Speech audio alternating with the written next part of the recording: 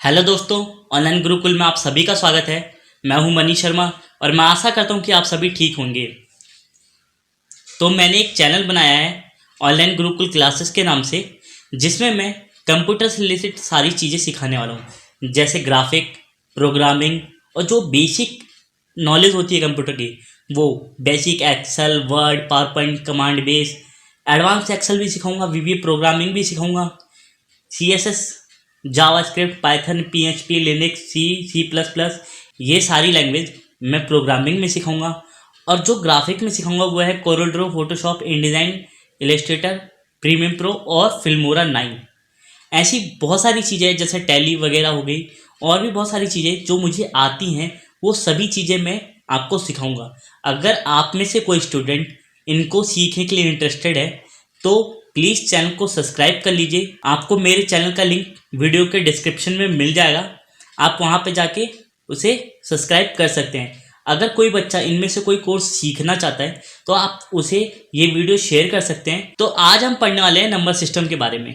Number system के अंदर बहुत सारी चीज़ें होती हैं, जैसे ऐड, सब्ट्रैक्शन, फ्रैक्शन, ये सारी चीज़ें होती हैं। ऐसे क्वेश्चन SSC में, रेलवे में, बैंक PO में बहुत ज़्यादा आते हैं कि किसी नंबर का यूनिट डिजिट क्या करो, किसी नंबर के लास्ट में जीरो कितने आ रहे हैं। काफ़ी बड़े बड़े ऐड दे देंगे और सब्ट्रैक्शन दे देंगे, कहेंगे कि इसका आंसर क्या होगा। और इनको ईजिली करने का तरीका मैं इस वीडियो में बताऊंगा। इसके 3-4 पार्ट आएंगे, आप चारों पार्टों को पूरा देखिएगा। उसके बाद अगर आपका कोई भी नंबर सिस्टम से क्वेश्चन छूटता है तो मैं उसकी गारंटी लेता हूँ आपका एक क्वेश्चन नहीं छूटेगा। ठीक है, तो आज हम इसमें पढ़ेंगे कि नंबर ऑफ ट्रेलिंग जीरो, कि जब भी हम किसी नंबर का किसी नंबर से मल्टीप्लाई करते हैं, चाहे वो कितना बड़ा भी नंबर हो, तो उसमें लास्ट की संख्या में कितने जीरो आ रहे हैं लगातार। ठीक है, उसी को कहते हैं हम ट्रेलिंग जीरो, यानी कि लास्ट में लगातार कितने जीरो आ रहे हैं। तो उसके बारे में हम जानेंगे। चलिए हम एक नंबर ले लेते हैं 10। हमने एक नंबर ले लिया 10।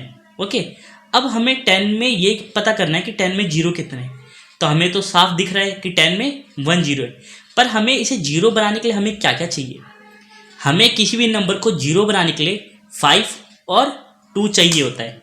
हमें किसी भी नंबर को जीरो बनाने के लिए क्या चाहिए होता है, 5 और 2। अगर किसी नंबर में 5 या 2 नहीं होगा तो जीरो नहीं बन पाएगा। मान लीजिए हमने एक नंबर ले लिया, ठीक है, 7। हमने एक नंबर ले लिया 7। इसको मैं बोलूँगा कि इसमें कितने जीरो होंगे। आप कहेंगे नहीं, ये लीजिए, अब मैंने एक नंबर ले लिया 11।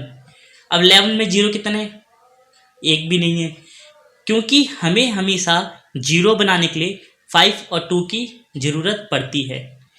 ये आप समझ गए कॉन्सेप्ट। अब हम सेकंड कॉन्सेप्ट समझते हैं। कभी भी, जैसे मैंने एक नंबर ले रखा है 2 की पावर 3 और 5 की पावर 2, हमेशा हमें जीरो लाने के लिए हमें सबसे छोटे वाले नंबर को देखना पड़ता है जिसकी पावर कम हो। तो यहाँ पे 2 की पावर कम है कि 5 की पावर कम है, हमें यहाँ पे 5 की पावर कम है, यानी कि हमारा जीरो क्या होगा, 2 जीरो होगा। चलिए मैं आपको करके दिखा देता हूँ जिससे आपको बिलीव हो जाए कि ऐसा होता है। जैसे हमने लिखा 2 को 3 टाइम्स, 2 की पावर 3 थी तो हमने 3 टाइम्स लिख लिया। अब 5 की पावर कितनी है, 2, तो हमने 2 टाइम्स लिखा। अब हमें पेयर बनाना है। ओके, तो हमने इसे पेयर बना लिया, 2 5 हो गए, 2 टाइम्स 5 हो गए और 2 टाइम्स 2 हो गया, तो हमारा पेयर बन गया। ये 2 एक्स्ट्रा हो गया, ये पेयर किसी के साथ नहीं बना तो इसे हम काट देंगे। अब हम सीधे कह सकते हैं कि हमारे पास 2 जीरो होंगे। अगर आपको फिर भी बिलीव नहीं हो रहा तो इन तीनों को मल्टीप्लाई कर लीजिए। ठीक है, 2 इंटू 2 इंटू 2 यानी कि 8, और 5 का क्या होगा, 5 इंटू 5 यानी कि 25। हमारा कितना आएगा, 200। अब हमने पूरा पूरा सॉल्व करके देख लिया, फिर भी हमारा कितना आ रहा है, 200, यानी कि 0 2 ही होगा। तो हमें इतना लंबा प्रोसेस करने से पहले ही हम सिंपल सा ये सीख लेते हैं कि जो भी हमारा 2 या 5, उनमें से जिसकी पावर भी सबसे छोटी होगी वही हमारा नंबर ऑफ जीरो होगा। चलिए हम आगे एक क्वेश्चन देख लेते हैं।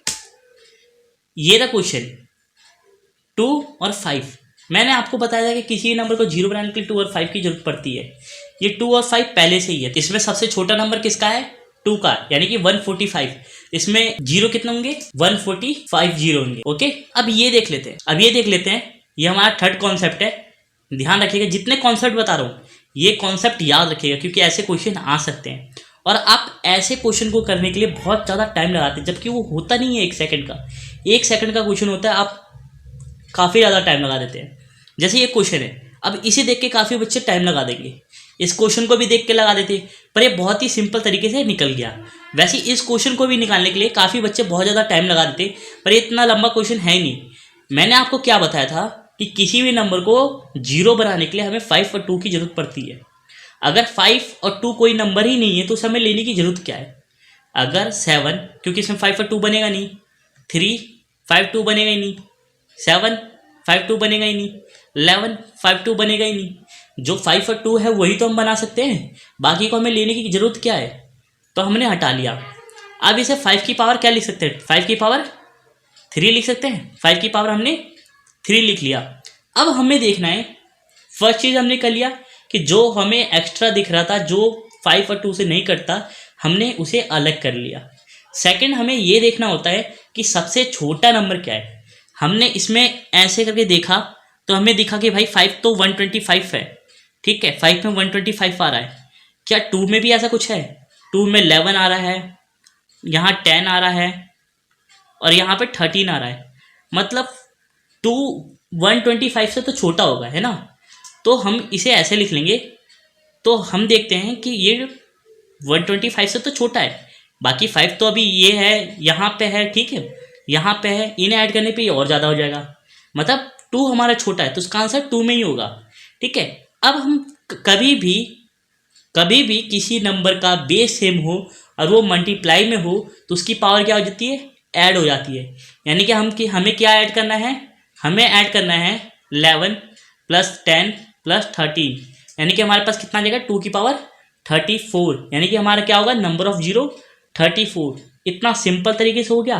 अगर आप इसे 7 को सॉल्व करने बैठते, 11 को सॉल्व करने बैठते तो काफ़ी टाइम लग जाता, ठीक है। अब हम थर्ड क्वेश्चन देख लेते हैं। इसे निकालना बहुत ही सिंपल है, बहुत ही ज़्यादा सिंपल है। हमारा कितना हो गया, इसकी पावर 10 की पावर 3 लिख सकते हैं, इसे 10 की पावर 3, ठीक है। इसे 10 की पावर 3 है ही, यहाँ 10 की पावर 2 लिख सकते हैं। ये 3 है तो 3 को 4 से मल्टीप्लाई करेंगे, क्या आ जाएगा, 12 आ जाएगा। 12, ये रहा 3, यानी कि 12 और 3 कितना होता है, 15 होता है। और ये कितना है, 22, है ना। कि 11 को 2 से मल्टीप्लाई करेंगे तो कितना आएगा, 22। तो 15 और 22 कितना होता है, 37, यानी कि इसका आंसर भी कितना होगा, 37। बड़े सिंपल तरीके से निकल गया। अब ये क्वेश्चन देख लीजिए, ये क्वेश्चन बहुत इंपॉर्टेंट है। बहुत सारे बच्चे इसमें गलतियां कर देते हैं। इसमें गलती ये कर देते हैं कि ये ऊपर की पावर इन्हें जोड़ के आ जाता है। कभी भी जब नंबर प्लस में हो तो हमें सिंपल सा बस इतना देखना है कि इन तीनों में कॉमन क्या आएगा, कॉमन क्या आएगा, 10 की पावर 3, वही हमारा आंसर होगा, वही हमारा आंसर होगा। नहीं विश्वास हो रहा तो हम करके देख लेते हैं। जब भी हमारा प्लस में नंबर होता है तो हम उसे कॉमन ले लेते हैं। हमने 10 की पावर 3 कॉमन ले लिया।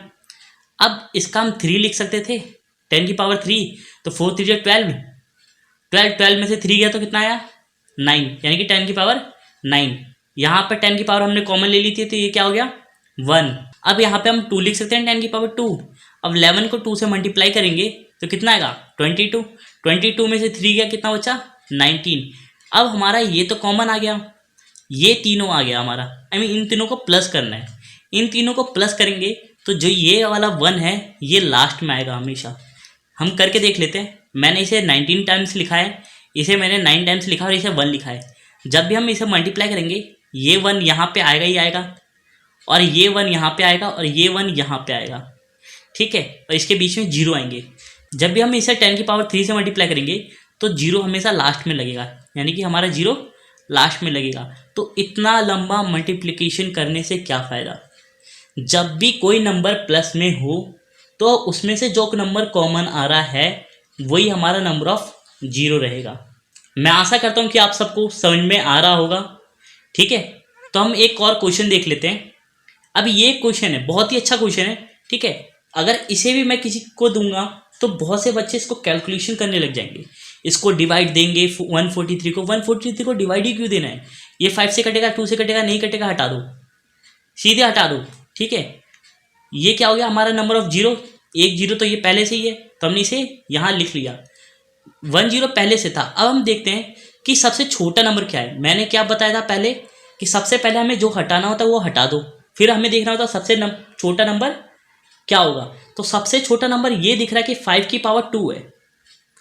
यहाँ 2 की पावर तो ज़्यादा हो सकती है, यहाँ पे भी 2 की पावर हो सकती है, पर ये 5 की पावर सिर्फ 2 ही है। तो इसमें सबसे छोटा नंबर क्या है? 5 की पावर 2। तो इसका आंसर क्या होगा? 5 की पावर 2। यानी कि हमारे पास नंबर ऑफ जीरो क्या होगा? 2। तो हम ये नंबर जीरो ऑफ लिखेंगे यहाँ पे 2, और एक पहले से ये रहा जीरो, ये वाला जीरो हमने ले रखा था। ये अब कितने जीरो हो गए? 3। यानी कि हमारा नंबर ऑफ टोटल जीरो कितना होगा? 3। ओके, बहुत ही आसान था, इसे मल्टीप्लिकेशन करने की जरूरत ही नहीं है। सिंपल, बस चुटकियों में आप क्वेश्चन देखते के साथ आंसर बता सकते हैं। बस थोड़ी प्रैक्टिस की जरूरत है, वो मैं प्रैक्टिस सेट लेके आऊँगा तो आपको क्वेश्चन करवाऊंगा, तो आप चुटकियों में क्वेश्चन देखते के साथ आंसर बताना शुरू कर देंगे। ठीक है, एक और हम क्वेश्चन देख लेते हैं। ये क्वेश्चन है 1 × 2 × 3 × ऐसी कंटिन्यूस चला है और ये 100 तक गया है। ठीक है, इसका एक कॉन्सेप्ट ये है, कॉन्सेप्ट नंबर 4। ठीक है, ये कभी भी अगर कोई नंबर है, कभी भी कोई नंबर है वो 1 से लेके 9 तक में मल्टीप्लाई है, तो उसमें नंबर ऑफ जीरो 1 होगा। क्यों? क्योंकि इसमें 5 और 2 1 टाइम्स आता है। और यहाँ पे अगर आप कहोगे कि यहाँ पे भी 2 × 2 कर लेंगे, 2 × 2 तो कर लोगे आप, पर 5 कहाँ से लेके आओगे? 5 तो एक ही रहेगा ना पूरे नंबर में। 2 × 2 कर लेंगे, पर 5 कहाँ से होगा? वैसे तो 2 × 2 और फिर इंटू 2 कर सकते हैं, क्योंकि 8 भी आएगा इसमें, पर 5 कहाँ से लाओगे? 5 तो एक ही होएगा, तो एक 5 होगा, इसलिए हम कर नहीं सकते। इसलिए हमारा क्या होगा? नंबर ऑफ जीरो एक ही होता है। जैसे हमारे पास इंटू 10 होता है तो नंबर ऑफ जीरो बढ़ जाता है, यानी कि हम 1 से 10 तक में हमारा नंबर ऑफ जीरो क्या होता है? 2 होता है। अगर ऐसी नंबर 1 से 20 तक में हमारे पास नंबर ऑफ जीरो कितना होगा? तो नंबर ऑफ जीरो 5 हो जाएगा हमारे पास। उसके बाद जितने भी हमारे नंबर बढ़ेंगे उसमें सब में 1 जीरो प्लस हो जाएगा। ओके, 1 से 9 तक में 1 जीरो रहता है और 10 तक में 2 जीरो। उसके बाद जितने ही नंबर बढ़ते हैं उसमें एक एक जीरो प्लस होता चले जाता है। ओके, ये समझ गए आप?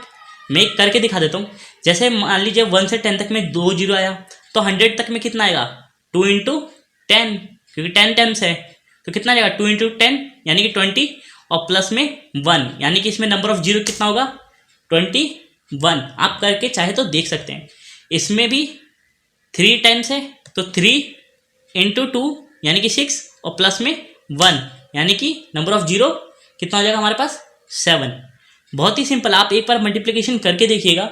ठीक है, उसके बाद आपको खुद ही समझ में आ जाएगा। जितना भी नंबर लास्ट में लिखा हो ये वाला, उसको हमें क्या करना है? उसको बस 2 से मल्टीप्लाई कर देना है और प्लस में 1 कर देना है, वही आपका आंसर है। ओके, यही आपका आंसर है। जैसे यहाँ पे 10 लिखा था, तो 10 × 2 प्लस में 1 आ गया हमारा 21। 30 लिखा है, तो 30 का 3 × 2 प्लस में 1 यानी कि 7 आ गया हमारा आंसर। चलिए एक क्वेश्चन और देख लेते हैं। अब ऐसे क्वेश्चन देख लेते हैं जिसके लास्ट में 286, ठीक है, और ऐसे बड़े अंक हो, तो इसको करने का क्या तरीका है? आपने 100 था, इजीली निकाल दिया। इसको भी करने का सेम तरीका है। मान लीजिए 1 से 100 तक में आपका 21 जीरो आता है, तो 200 तक में कितना आएगा? 42 जीरो। ठीक है, अब आता है 1 से अगर 80 तक करेंगे तो आपका क्या आएगा? 16 जीरो, 17 जीरो, 1 प्लस करके 17 जीरो आएगा। पर मैं आपको एक चीज़ यहाँ पे कॉन्सेप्ट बताना चाहता हूँ। ठीक है, कभी भी ऐसा नंबर हो 86, 87, 84, 83, हमें सबसे पहले इसका राउंड ऑफ करना होता है। ठीक है, इसका राउंड ऑफ करना है, तो 286 का राउंड ऑफ कितना होगा? 290। 286 का राउंड ऑफ कितना होगा? 290। अब हम इसे कर सकते हैं, तो 2 का कितना होगा? 200 का कितना होगा हमारा? 42, यानी कि 21 × 2 कितना होगा? 42, यही होगा। अब हमारा 9 का क्या होगा? 9 2 जा 80 और 1 एक 19, यानी कि 42 प्लस में 19 कितना आ जाएगा हमारा? 42 प्लस में 19 यानी कि 61 प्लस में 1 प्लस में 1। ठीक है, यानी कि हमारा कितना आ जाएगा? 61। बहुत ही सिंपल सा। इसे देखिए, इसका राउंड ऑफ करेंगे तो कितना आएगा? 540 आएगा। इसका राउंड ऑफ करने पे कितना आएगा? 540 आएगा। अब 540 का कितना आएगा? 5 को अगर 21 से मल्टीप्लाई करेंगे कितना आएगा? 105। अब 40 का क्या होता है? 4 2 8, ऊपर से 9, 1 प्लस कर देंगे यानी कि 9। ठीक है, तो 105 और 9 कितना आता है 1140, यही इसका आंसर होगा। प्लस में 1, प्लस में 1। ठीक है, यानी कि हमारा आंसर कितना होगा 1140। बस इतना सिंपल था, आप चुटकियों में किसी भी नंबर का आप जीरो निकाल सकते हैं। और आई होप आप सबको ये वीडियो पसंद भी आई होगी। अगर पसंद आई है तो वीडियो को लाइक कीजिए, कमेंट बॉक्स में कमेंट कीजिए कि आपको वीडियो कैसी लगी। इसी तरह मैं नंबर सिस्टम के अभी पार्ट लेके आऊँगा, फिर मैं loss and profit, ratio and proportion, ऐसी मैं सारे मैथ कवर करवा दूंगा आपका, जिससे आपका एग्जाम में एक भी क्वेश्चन ना छूटे। बस आपको क्या करना है, आपको चैनल को सब्सक्राइब कर लेना है, बेल आइकन को जरूर दबा लेना है, जिससे आने वाली वीडियो की नोटिफिकेशन आप तक पहुंच सके। और मेरे सेकंड चैनल को भी जाके सब्सक्राइब कर लेना है अगर कोई कंप्यूटर से रिलेटेड कुछ चीज़ सीखना चाहता है। तो आज की वीडियो में बस इतना ही, मिलते हैं फिर एक नई वीडियो के साथ। तब तक के लिए धन्यवाद, जय हिंद।